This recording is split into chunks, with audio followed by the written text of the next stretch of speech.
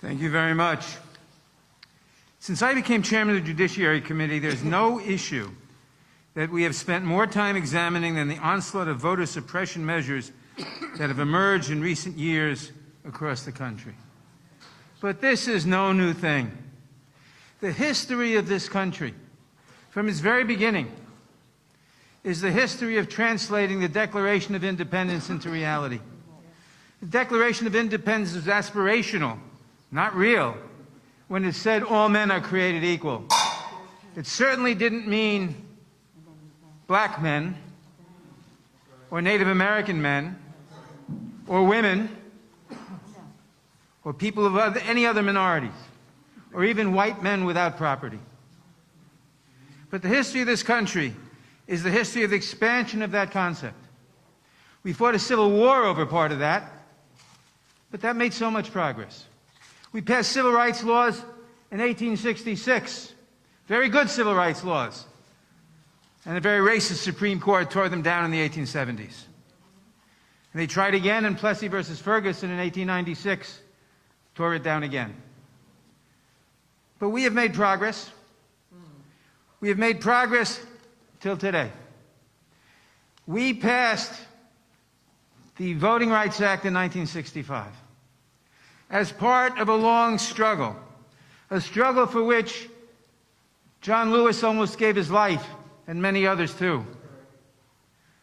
But that bill finally passed. That bill passed because of the struggles of all these people. That bill passed because of the vision of people like John Lewis, and because it brought around people like Lyndon Johnson, who started out early in his career as a segregationist, but learned, and was taught. And some people have the inner spirit and fortitude to learn. And then we had the Supreme Court of the United States in 2012 say that everything was fine. Yeah.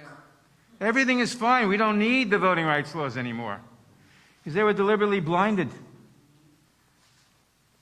They thought, or so they said they thought, that all the problems were solved. Everything was fine. But as Justice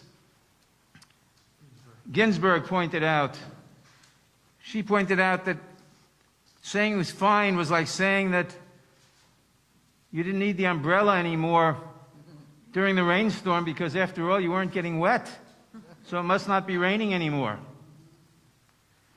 So they destroyed a lot of the Voting Rights Act.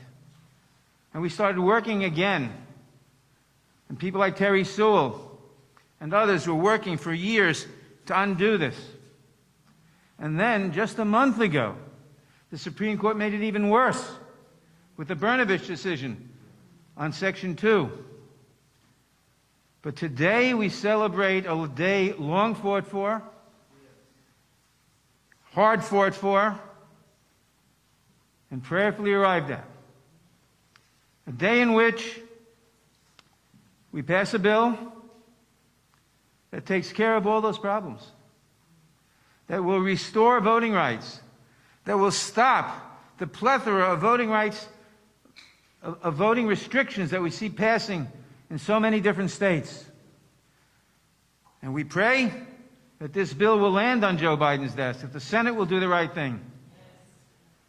The Senate has a history of lagging, but eventually doing the right thing, sometimes. So we pray we'll do the right thing now. We know that the President will do the right thing if it reaches his desk. And we look forward to that great day. Now I want to introduce one of the leaders in this fight, Joyce Beatty. Thank you.